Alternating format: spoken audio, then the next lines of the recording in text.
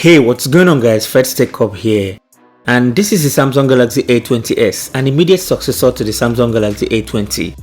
So Samsung released this device some months ago and I've been dying to get my hands on it to see what magic Samsung could have possibly done with this one. And also a lot of you guys have asked me several times to review this device, and I'm so glad the review is finally here. As you all know, the aim here is to help you make that purchase decision, especially when the segment is filled with so many good alternatives. I'll leave a purchase link to every device I mentioned in the comment section below, just in case you have interest of getting one for yourself or your loved ones. The S series devices have been a blessing to the budget segment. This series has brought the Samsung premiumness to the budget segment, if there's any word like that. You get that premium feel you normally get on their flagship devices, though not exactly the same but something close to it. This alone has put Samsung on the right track because a whole lot of people tend to like the S series a lot. I want to tell you something here. There's a whole lot of difference when you hold a Samsung device and compare it to other Android smartphones, especially the Chinese ones. But before we get deeper into the review, please kindly hit on that subscribe button to join this awesome family. And turn on your bell notification so you get alerted when I upload a new video. So first of all, I want to say this thing has great hardware. When I say great hardware, hold on, I mean it is made from plastic, which is what you expect from this type of device. But I need you guys to see the perspective I'm trying to create here, the low budget segment. And there's this feeling you get generally when you hold a Samsung device, whether it is a mid-range or a flagship device. There's this particular vibe it brings. I hope someone can relate to this. So instead of getting something very attractive and too shiny, you get a device that has a subtle look that doesn't scream into your face, yet still feels and looks good. I like how it feels when you're holding it, the rounded corners, the rigid solid build, and the overall weight distribution. All of this gives it a zero flex, making it feel compact and super nice to hold. The plastic has a glossy finish to it, which makes it a fingerprint magnet. Other negative thoughts it generates, which makes me wonder how it will fare in the long term, is it scratches easily. Other than that, the build quality and design are okay. On the right hand side of the device, we've got the power button only. Then on the left side, we've got the volume rocker keys and the dual nano SIM slot with a micro SD card slot. At the bottom, we've got a 3.5mm headphone jack, a microphone, a USB Type-C charging port, and a speaker grill. On top, we've got another microphone. At the back houses a 3-camera setup with a single flash, the fingerprint scanner, and Samsung branding.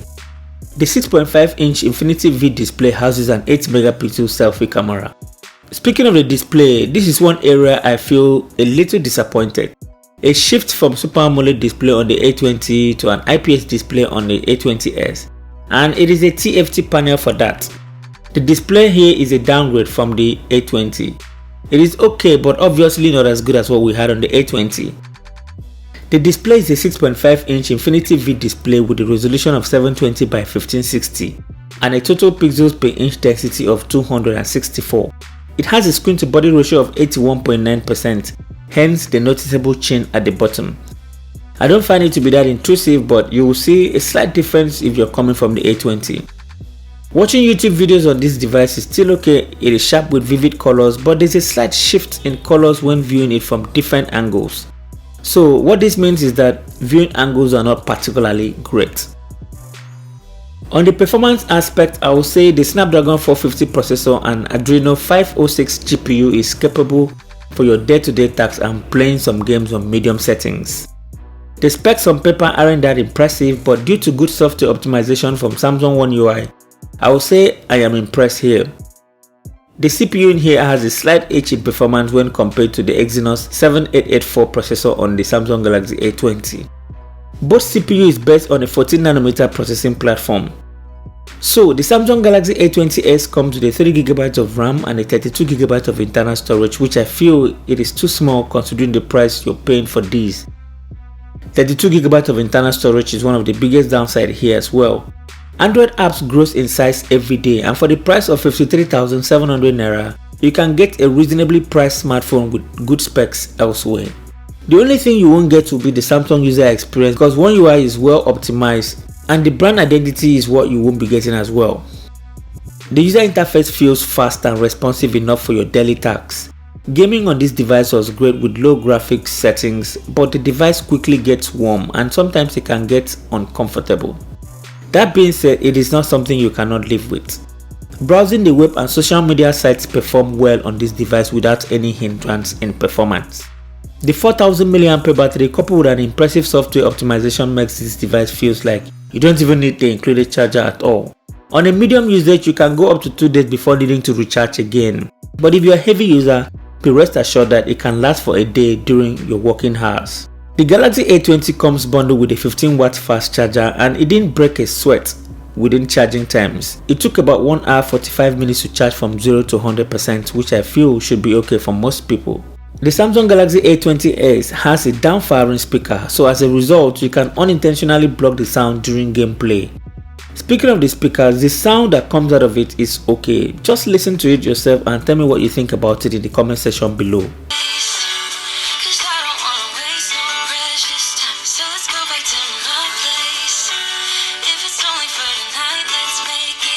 The A20s comes with the fast and reliable fingerprint scanner and face unlock, and they work effectively. There is no complaint whatsoever here. About the camera, the A20s step up its game here by employing a 3-camera setup behind, which is a 13 megapixels main camera, an 8 megapixels ultra-wide camera, and a 5 megapixels depth sensor. This is a step above the A20, which had just 2 cameras behind. The A20s takes pretty looking images when there is plenty of light. You get sharp, defined details and pretty accurate colors. The images are well saturated with punchy details, and at some point it shows why you should pay that extra cash. High dynamic range is good and the overall image quality looks bright and sharp, and I'll say I'm really impressed on how it handles HDR. Portrait shots are okay and edge detection is great. Not the best, but it delivers consistent portrait images most of the time. Ultra-wide angle camera does a pretty decent job as well. The images from it is decent with good amount of detail and it is pleasing to the eye, though it might struggle a bit in low lighting condition. Selfie on the other hand is quite decent as well. It is sharp with good details and the overall image quality is what you expect from this type of device, and I will say I am really impressed with the results here. Hey, what's going on guys? First take off here. So this is basically what you get when you're shooting with the front-facing camera on the Samsung Galaxy A20s. Yeah, I like how the skin tone appears here. I like the color reproduction as well, but there's a little bit of overexposure at the background there. Can you guys see up there? Yes, it's there. But I really like how it handles colors and it's pretty nice. It's okay. Do let me know what you think about it in the comment section below. Let me know if you like the audio quality that is coming out from this device as well. From what I'm seeing here, I think it's okay. It's doable. At least for the price you're paying for this. It is what it is. Yeah.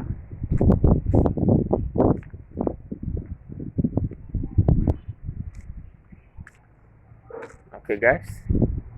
Alright. The A20s records video in 1080p resolution at 30 frames per second and it is very okay.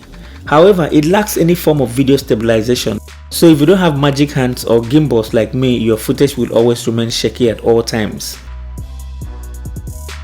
So that is it guys. The Samsung Galaxy A20s is a decent upgrade from the Samsung Galaxy A20 in many ways. It is a decent smartphone, but the price would be one of the deciding factors here and it might push some people away to a close competitor. At 53,700 Naira or $148, I wouldn't say it is that compelling considering what you might get from the likes of Tecno, Xiaomi and Huawei. Price plays a big role here considering the specs on paper and strong competition it's facing. But you know, being a Samsung device, that premiumness might make you want to jump on board with the Samsung Galaxy A20s. If you have any interest in purchasing this device, you can use the link in the description. Doing so will help support the channel. Okay? Share your thoughts with me in the comment section below. Like and share this video to help someone make a purchase decision, and thank you so much for watching, and I'll talk to you in the next one. Bye bye.